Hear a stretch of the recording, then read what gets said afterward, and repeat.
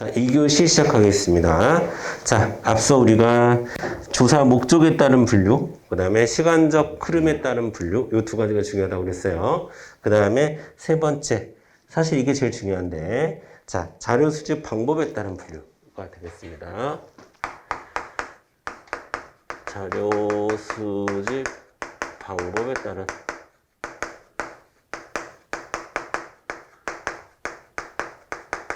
제일 중요하고, 그래서 크게 양적과 질적을 나눠서 한번 볼게요. 자, 양적, 질적. 자, 요 구분만 잘 해도 사회복지가 그렇게 어렵지 않아요. 일단 여러분, 양적 조사라고 하면은 여러분들이 일단 넓다라는 느낌이 있어야 돼요. 넓다. 양적 조사는 기본적으로 넓을수록 좋아요. 그러니까 예를 들면 설문조사 같은 게 대부분 양적 조사거든요. 그러면 양적 조사는 설문지 같은 경우에는 많으면 많을수록 좋은 거야, 사실은. 그치? 전수조사에 가까울수록 좋은 거예요. 그쵸? 자, 그 다음에 질적 조사는 깊다라는 느낌이 있어야 돼. 깊다.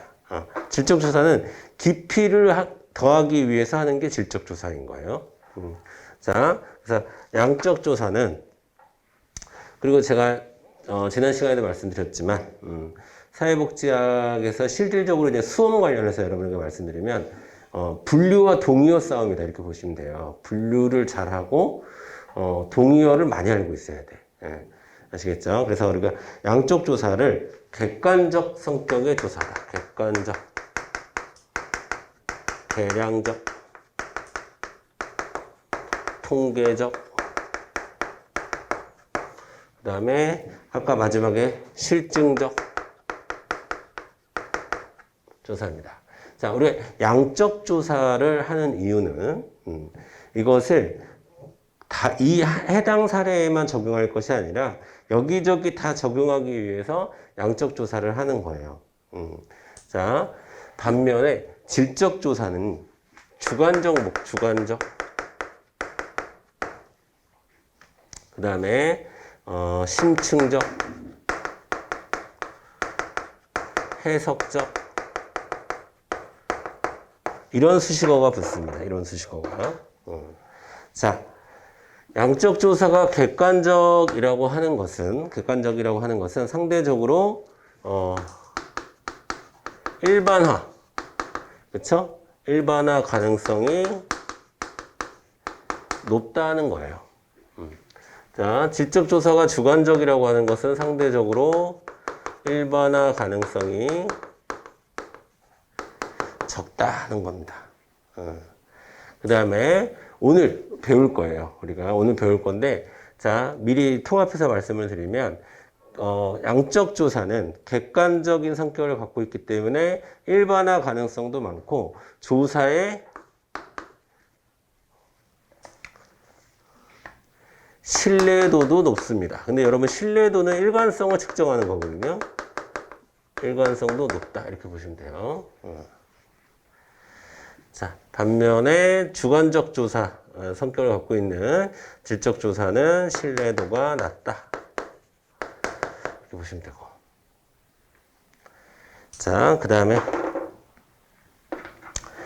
자, 양적 조사가 아까 우리 실증주의, 해석주의 얘기했었죠. 그래서 양적 조사는 실증적입니다. 실질적인 증명을 위해서, 실질적인 증명이 가능해야 되고, 그 실질적인 증명을 위해서 조사를 하는 거야. 그래서 양적 조사의 목적은, 자, 이 단어가 중요합니다. 법칙.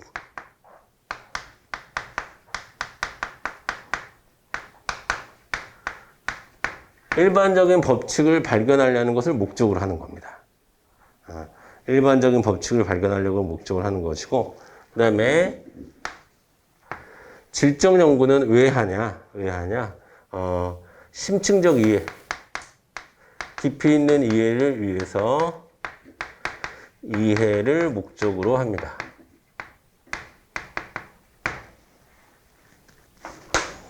자, 여러분 이제 공부했으니까, 여러분들도 지금 공부했으니까 자, 제가 물어볼게요. 양적 조사는 가치 중립적일까? 가치 개입적일까? 이쪽은 가치 중립이야. 가치가 들어가면 안 돼. 예. 하지만 질적 조사는 가치가 개입돼도 괜찮습니다. 그 다음에 양적 조사는 객관성을 확보하기 위해서 주어진 상황을 통제해야 될까요? 아니면 주어진 상황을 반영해야 될까요? 여기는 상황이 통제되어야 하고, 여기는 상황을 반영해도 돼. 내가 인터뷰를 하고 있는데 상대가 울어. 자, 상대가 울어. 그것도 반영해도 돼요.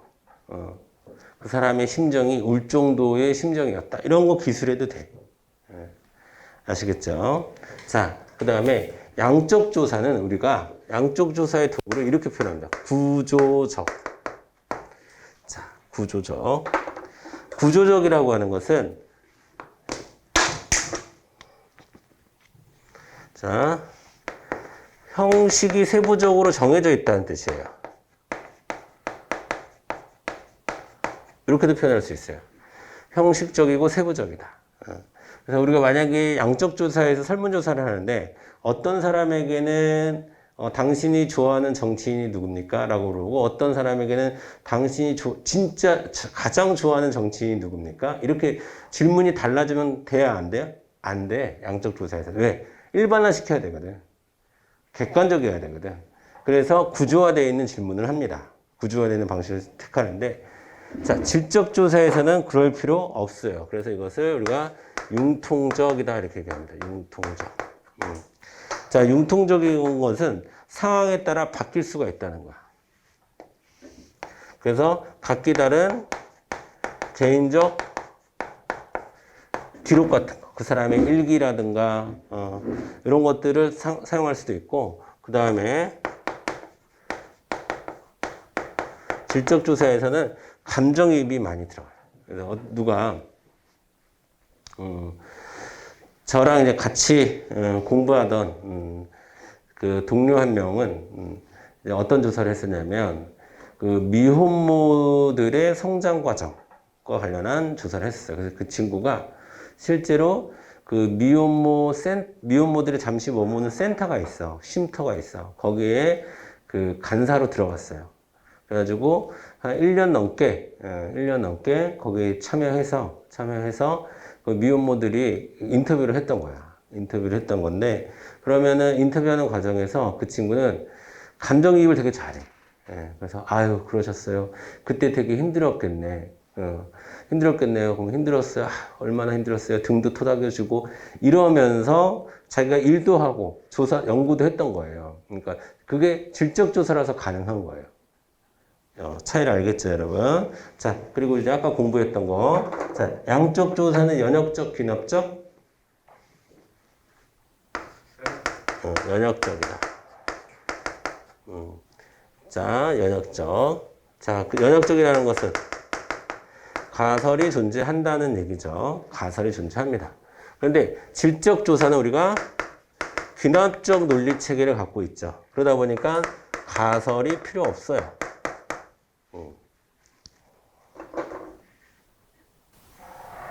자, 그리고 자, 양적 연구에서 주로 사용하는 자료 수집 방법. 자, 양적 연구에서 주로 사용하는 자료를 수집할 때 그 자료는 당연히 양적 자료겠지. 그 양적 자료를 수집하는 방법이 대부분 질문지법이 있어요. 질문지법은 우리가 많이 하는 설문지를 얘기하는 거예요. 당연히 여기서의 질문은 구조화된 질문이니까 비구조화된 질문이니까 구조화된 질문을 사용한 질문지법. 그 다음에 좀 이따가 우리가 중요하게 볼 실험법. 이런 게 양적 연구에서 주로 사용이 돼요. 그 다음에 면접법. 질적 연구에서는 주로 면접법, 사람을 직접 만나서 우리가 흔히 인터뷰라고 하는데, 자, 면접법을 주로 사용하는데, 이때 면접법에서 주로 사용하는 질문들은 구조화된 질문일까요? 비구조화된 질문일까요? 비구조화된 질문을 주로 사용합니다. 자, 그러면 면접법에서도 구조화된 질문을 사용할 수도 있어.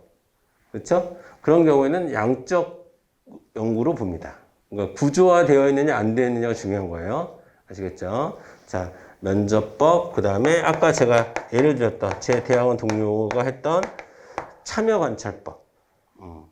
자, 그래서 이 친구들 미혼모들이 한 달 후에 어떤 변화가 있고, 또 세 달 후에는 어떤 변화가 있고, 또 1년 정도가 어떤 변화가 있고, 다시 그 쉼터 기간 이후에 다시 현장으로 돌아갔을 때 어떤 사회적인 문제를 경험하게 되고, 이런 것들을 연구했던 거예요. 관찰법이죠. 자, 이런 연구 방법, 자료 수집 방법을 주로 사용합니다. 자, 그 다음에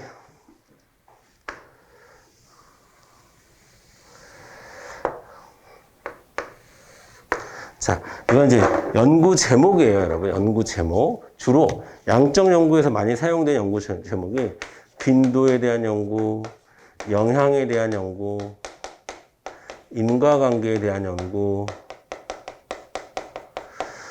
또 상관관계 연구, 이런 거 다 통계적으로 나와야 되거든.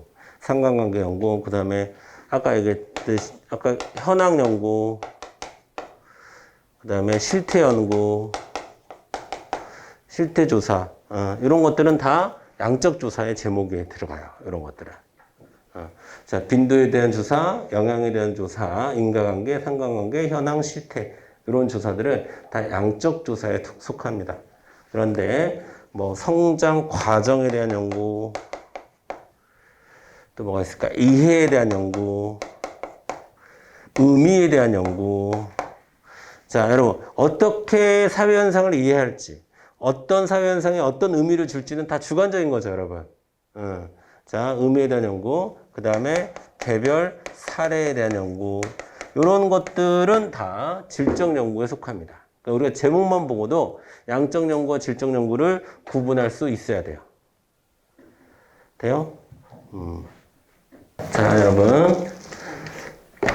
우리 책 98페이지 한번 볼까요? 98페이지.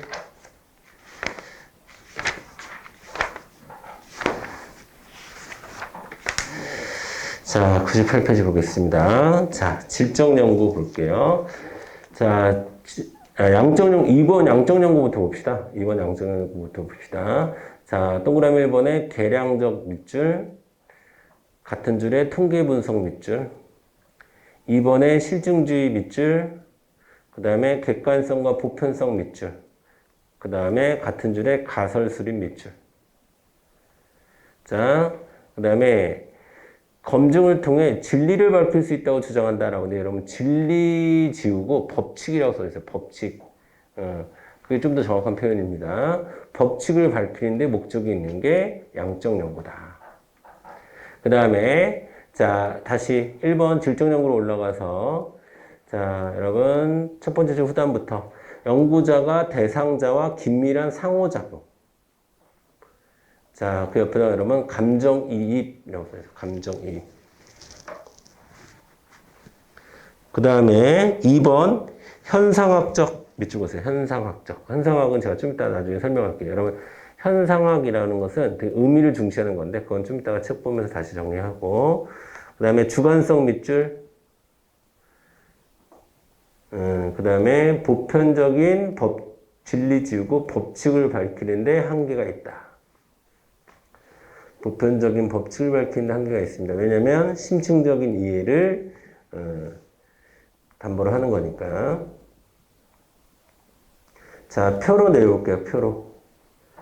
자, 표로 내려오면 자, 여러분 주관성, 객관성 체크하시고, 그 다음에 질적 연구는 일반화 가능성이 낮은 반면 양적 연구는 일반화 가능성이 높다.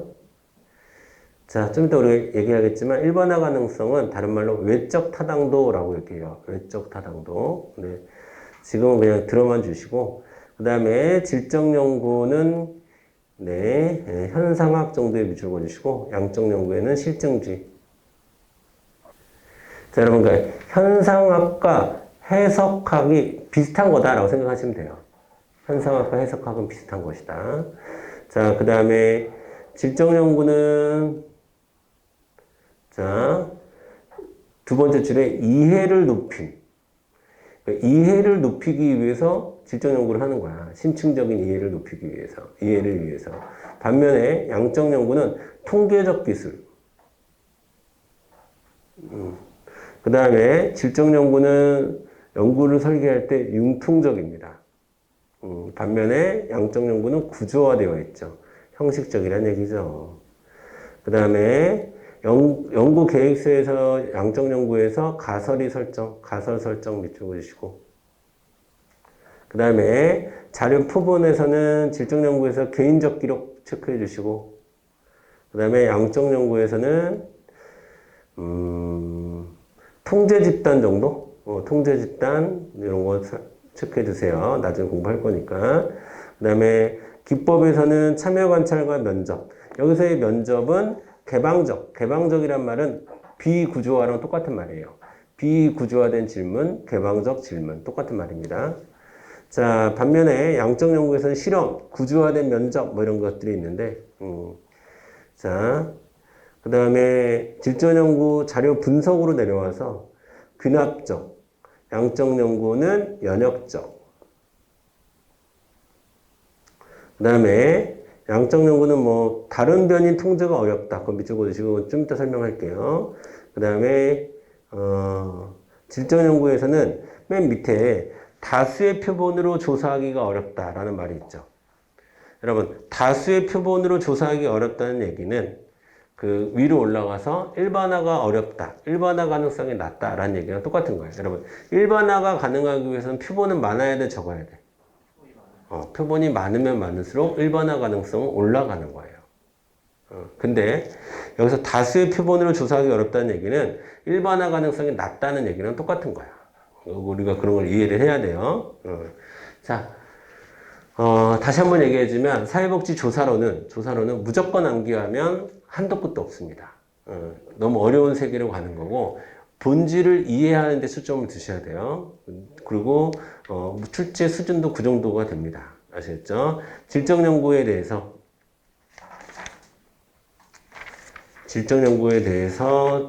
네, 조금 더 볼게요. 99페이지로 넘어가겠습니다. 자, 질적 연구 관련 용어 볼게요.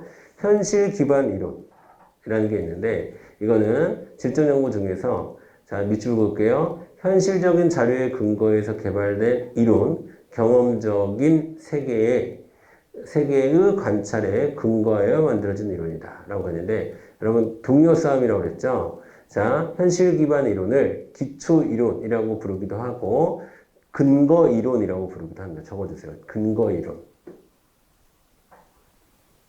그 다음에 민속지학, 혹은 문화기술지 이런 표현이 나오는데 그 옆에다 여러분 민족지학이라고도 써주세요. 똑같은 말이에요. 민속지학, 민족지학.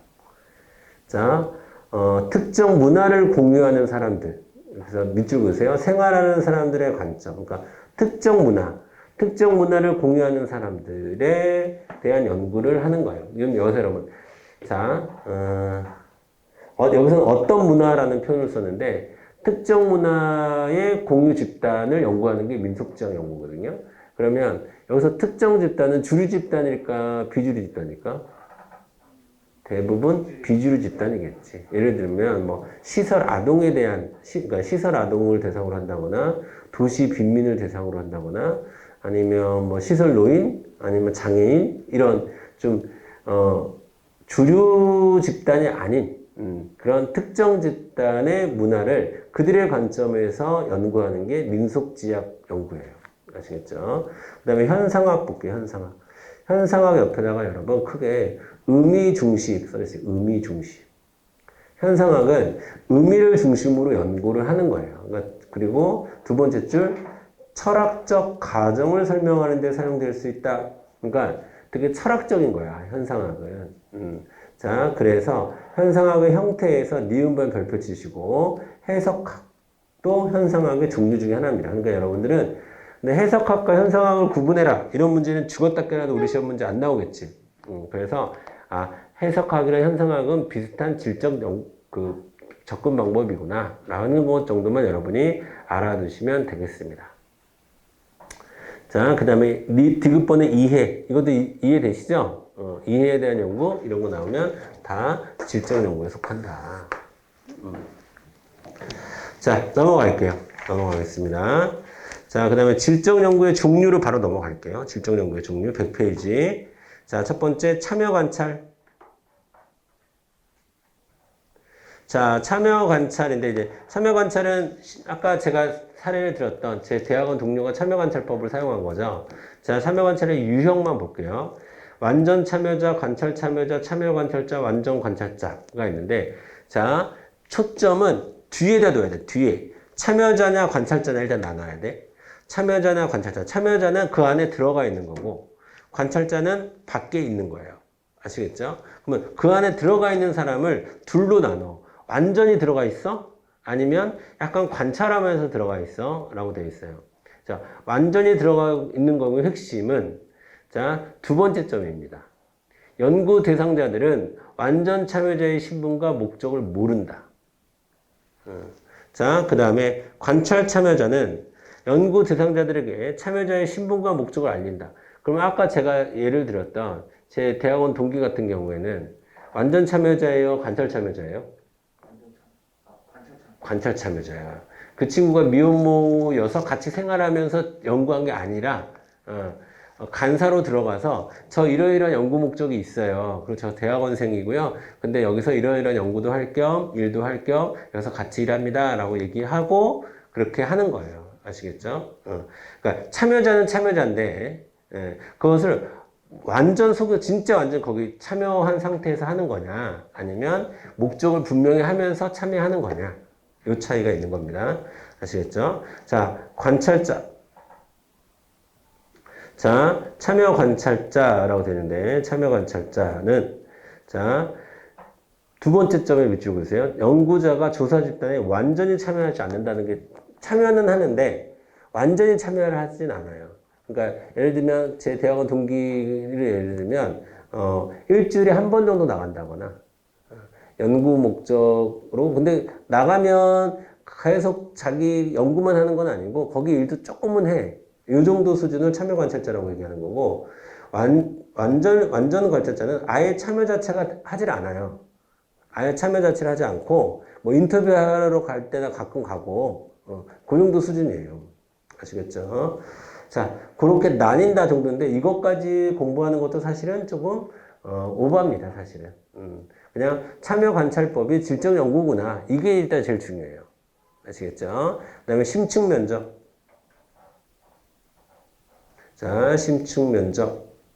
자, 2번이 중요합니다. 내용이 깊어져서 매우 상세한 정보를 얻을 수 있다. 그러니까 매우 상세한 깊이 있는 정보를 얻기 위해서 심층 면접을 하는 거예요. 아시겠죠? 그러면 심층 면접이라고 하는 것은 디귿번에 밑줄 그어야 돼요. 개방형 면접. 표준화 개방형 면접. 표준화도 어느 정도 돼야 되겠지. 연구니까. 근데 개방형 면접. 그러니까 개방형 면접이라는 것은 자기가 질문하고 싶은 걸 질문하는 거야. 그때 그 감정에 맞춰서. 그때 그 상황에 맞춰서. 상황을 반영해서. 아시겠죠? 자, 그 다음에 질적 연구의 실행 절차는 안 보셔도 되고요. 질적 연구 실행 절차 안 보셔도 되고, 여러분 거기서, 그냥 그 옆에다가 가설 X만 써주세요. 가설이 없으면 질적 연구고요. 가설이 있으면 양적 연구다. 이렇게 보시면 됩니다. 됐어요.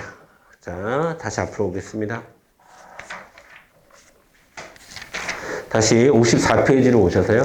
이제 양적 조사, 질적 조사는 제가 필기해드린 거 중심으로 정리하시면 됩니다.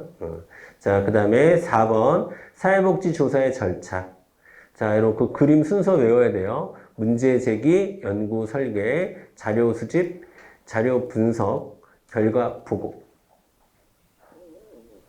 자, 연구 문제가 뭘로 할 건지, 조사 문제를 뭘로 할 건지 정하는 거를 문제 제기. 그 다음에 연구 설계. 그 다음에 자료를 수집해야 되고, 그 다음에 자료를 분석해야 되고, 그 다음에 보고를 해야 되는 거예요. 이 5가지 단계가 가장 표준화된 틀입니다. 그러면 양적 연구다. 그러면 연구 설계 안에 반드시 뭐가 있어야 되겠까요?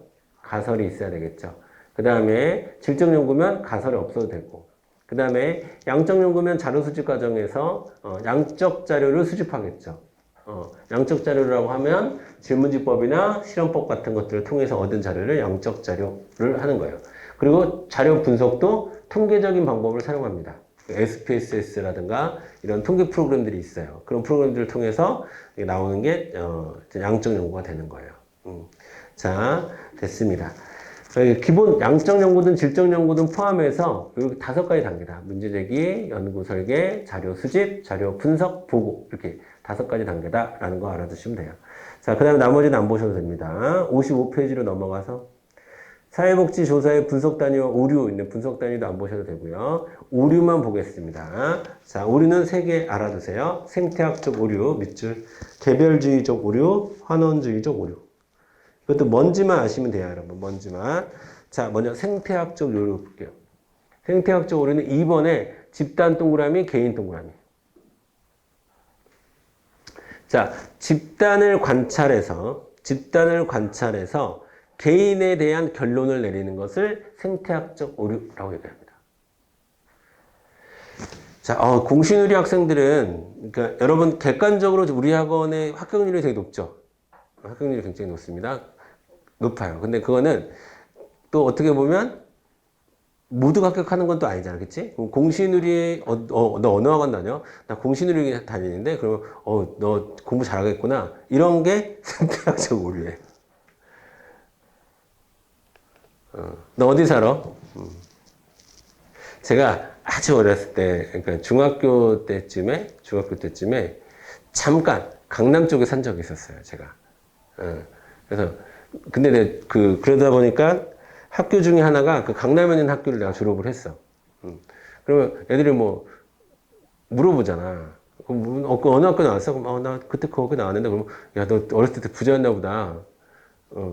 되게 가난했거든요. 되게 가난했는데, 그 동네에 살면 그렇겠거니. 그러니까 어떤 집단의 특성을 개인의 특성으로, 인식하는 것을 생태학적 오류라고 하는 거야. 아시겠지? 그 다음에 개별주의적 오류는 개인의 특성을 집단의 특성으로 바꾸는 것을 우리가, 개별주의적 오류라고 얘기해요. 다시 순서대로, 그러니까 생태는 집단에서 개인으로, 그렇죠? 개별은 개인에서 집단으로 이렇게 되는 거예요. 개인 동그라미, 집단 동그라미. 자, 그 다음에 환원주의는 첫 번째 줄 지나친 단순화. 환원주의는 모든 문제는 그것 때문이야 라고 보는 거예요. 예를 들면 경제학자들은 그래요. 실제로 경제학자들은 모든 문제들은 다 경제학적인 변수에 의해서 그 사람이 예를 들면 여러분 계급이론 이런 것들 다 어떻게 보면 되게 환원주의거든. 그러니까 사회경제학적으로 이 사람이 노동자이기 때문에 이런 생각을 갖는 거야. 이 사람은 자본가이기 때문에 이런 생각을 갖는 거야. 근데 어떤 사람이 여러분 그러니까 환원주의 오류 중에 우리 정치에서 지역주의 있잖아. 예를 들면 전라도 사람이야. 그럼 민주당 찍겠네. 경상도 사람이야. 대구 사람이야. 국민의힘 찍겠네. 이런 게 바로 환원주의 오류. 그러니까 사람이 여러 가지 변수가 존재하잖아요. 사람이 어떤 행동을 하는 데 있어서. 근데 딱 하나의 변수로 모든 걸 다 집중화시켜버리고 단순화시켜버리는 걸 환원주의 오류라고 얘기합니다. 이해되세요? 자, 그래서 이거는 개념만 알고 있으면 돼. 이 오류 3가지 구분만 할 줄 알면 돼요. 자, 넘어가겠습니다. 자, 그 다음에 56페이지 개념 변수 가설 있는데 개념이 뭐냐라고 시험에서 나오진 않아요. 근데 변수 정도는 우리가 좀 알아둬야 돼. 변수는 됐고요. 변수의 특성 보겠습니다. 1번 중요합니다. 대상의 경험적 속성을 나타낸다. 속성의 동그라미. 자, 둘 이상의 값을 갖는다. 라고 하는데 당연히 그러니까 속성이 2가지 이상의 값을 갖는다라는 거야. 그것을 우리가 변수라고 얘기하는 거야. 예를 들면 성별 이런 걸 변수라고 하는 거야. 성별은 2가지의 값을 갖죠. 남자, 여자. 그렇죠? 연령대 이런 게 변수야. 연령대 10대, 20대, 30대, 40대, 50대, 60대 한 10가지 정도의 변수는 가질 수 있겠죠? 요즘 100세 인생이니까. 국가 이런 것도 변수야. 국가는 한 200 몇 가지의 변수를 값을 갖겠죠. 자, 이해되시죠? 변수라는 건 그런 거예요. 그러면 그 변수 중에서 자, 독립변수, 종속변수, 통제변수 3가지를 알아둬야 돼요. 독립변수. 자, 독립변수는 설명 변수, 원인 변수.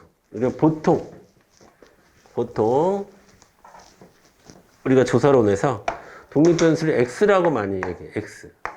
그리고 종속 변수를 y라고 얘기하는 거야. 그러면 이 x는 이거는 자, 원인이 되는 변수.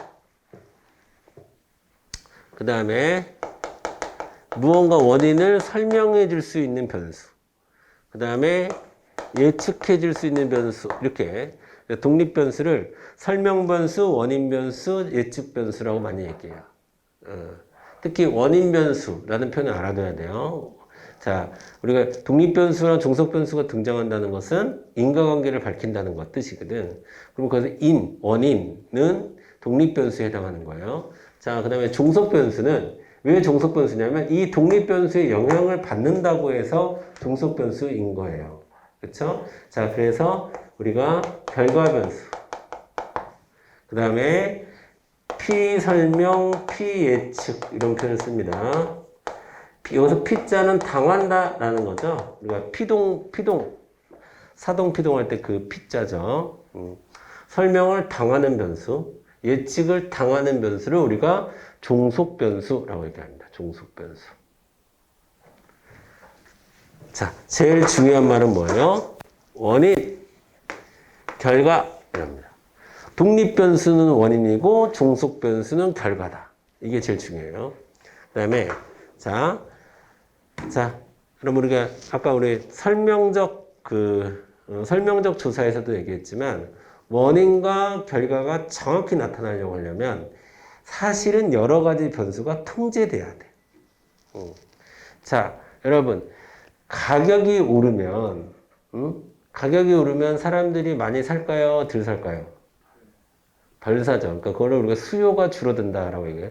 가격이 오르면 수요가 줄어들어. 그런데 사실은 그거는 나머지 변수들을 다 통제한 겁니다. 우리 품질이 같이 좋아졌다거나 아니면 내가 단골이야. 예를 들면 저는 저희 집 근처에 예전에 살던 집 근처 앞에 정말 싼 커피집이 있었는데 제 친구가 비싼 커피숍을 했어. 그 옆에서. 좀 비쌌어 거기는. 근데도 저는 그 커피숍을 갈 수밖에 없어. 왜? 친구 눈치 보여서. 그러니까 우리가 어떤 소비 활동을 하는데 수요를 정하는 데 있어서 실은 여러 가지 변수들이 존재하거든. 근데 우리가 알고 싶은 것은 가격에 따른 반응을 알고 싶은 거야. 그럼 다른 변수들은 다 어떻게 해야 돼? 통제해야 되죠. 이렇게 통제되는 변수를 싸그리 모아서 통제 변수라고 얘기하는 거야. 통제가 필요한 변수. 그래서 우리가 통제 변수를 제3의 변수다.